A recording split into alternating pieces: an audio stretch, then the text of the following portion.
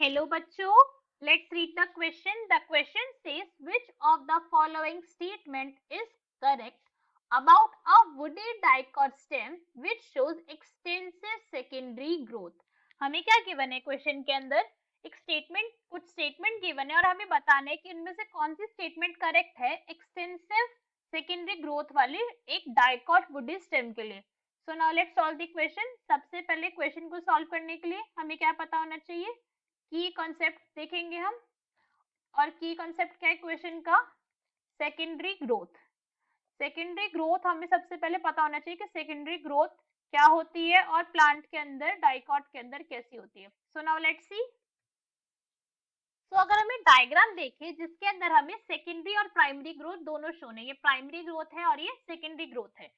तो अब इसके अंदर अगर हम डायग्राम को केयरफुली ऑब्जर्व करें तो क्या हुआ है कि जो यहाँ पे कैम्बियम रिंग थी, जो यहाँ पे ये जो कैम्बियम रिंग प्रेजेंट थी हमारी मस्कुलर बंडल के बीच में, इस कैम्बियम रिंग ने क्या करा, ये डिवाइड हुई है और यहाँ पे जाके सेकेंडरी फ्लोएम और प्राइमरी फ्लोएम दोनों के अंदर डिवाइड हो चुकी है. हमारे दोनों एक और सेकेंडरी फ्लोएम बन चुका है ये रहा.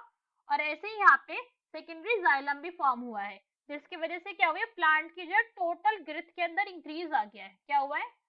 इंक्रीज ग्रोथ हो गई है, इंक्रीज हो गया है ग्रोथ के अंदर. So now let's see. अब एक एक करके हम स्टेटमेंट रीड करेंगे और चेक करेंगे कि कौन सी स्टेटमेंट हमारी करेक्ट है.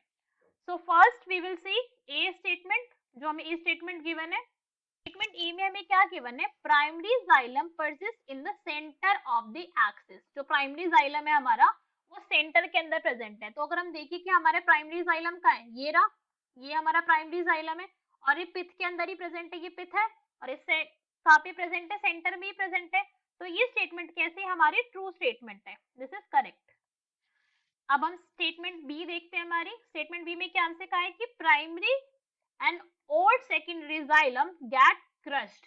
ये कैसे हो गए? क्रश्ड हो गए आपस में, बिकॉज सेकेंडरी ग्रोथ बहुत ज्यादा हुई है तो इसकी वजह से क्रश हो गए. तो अब अगर हम देखिए हमारा सेकेंडरी फ्लोएम ये रहा, ये वाला पार्ट जो है हमारा, this is secondary phloem and primary phloem का है हमारा, प्राइमरी फ्लोएम है हमारा ये रहा, ये है हमारा प्राइमरी फ्लोएम, ये रहे दोनों. और ये क्या हो गया? क्रश ही तो हो गया. अगर हम देखिए ध्यान से तो कॉर्क के अंदर यहाँ पे बिल्कुल भी स्पेस ही नहीं बच रहा है ना, बिल्कुल भी स्पेस नहीं बच रहा है, बिल्कुल क्रश हो चुके हैं. ये बिल्कुल बार्क से टच हो चुके हैं, हमारी जो बार्क है ट्री की उससे बिल्कुल ही टच हो चुके हैं.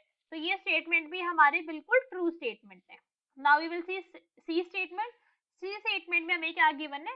Secondary xylem forms the bulk of the stem. जो सेकेंडरी जाइलम है उसने मोस्ट ऑफ द स्टेम का पार्ट कवर करा है. अब अगर हम सेकेंडरी जाइलम देखें तो सेकेंडरी जाइलम का है हमारा, ये रहा secondary xylem, this is secondary xylem. जो हमारा ये ग्रीन वाला पार्ट है ये सारा. अब सेकेंडरी जाइलम ने ही ज्यादातर स्टेम का पार्ट कवर कर रखा है बिकॉज ये सारा ही सेकेंडरी जाइलम है, राइट. इसने ही ग्रोथ शो करी है सारी की सारी. ये वाला जो सारा का सारा पार्ट है, ये पर्पल वाला, ये सारा यहाँ से लेके यहाँ तक ये जो रिंग सी फॉर्म हुई है. तो ये तो स्टेटमेंट बिल्कुल ट्रू है. सेकेंडरी जाइलम ने most of the bulk part cover कर रखा है उसका, हमारे स्टेम का, बिकॉज बहुत ही कम पार्ट हमारे फ्लोएम को मिला हुआ तभी तो वो क्रश हो गए, वरना वो क्रश नहीं होते बिकॉज मैक्सिमम स्पेस क्या करा है? सेकेंडरी जाइलम ने ही कवर कर लिया है. सो अब अगर हम स्टेटमेंट देखें तो हमारे तीनों ही स्टेटमेंट कैसे बिल्कुल करेक्ट है. तो इससे हम क्या कह सकते हैं? That our correct answer is D, that is all of these statement.